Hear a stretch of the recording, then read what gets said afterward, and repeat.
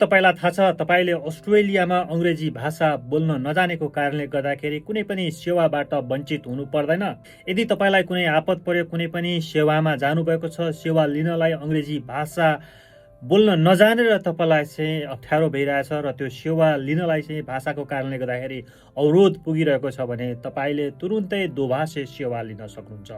तपाईले सरकारी सेवामा अथवा कुनै पनि स्वास्थ्य संस्थामा अथवा पुलिस अथवा कुनै पनि संस्थामा सेवा लिन जाँदाखेरि अंग्रेजी भाषा बोल्न जान्नु भएको छैन र आफ्नो अभिव्यक्ति अंग्रेजी भाषाको कारणले गर्दाखेरि चाहिँ तपाईलाई के अप्ठ्यारो भइरहेको छ भने तपाईले तुरुन्तै नेपाली दोभाषीको लागि अनुरोध गर्न सक्नुहुन्छ। दोभाषीको लागि 1800 500 726 मा सम्पर्क गर्न सक्नुहुन्छ र नेपाली दोभाषीको लागि यहाँले नेपालीमै नै भन्न सक्नुहुन्छ।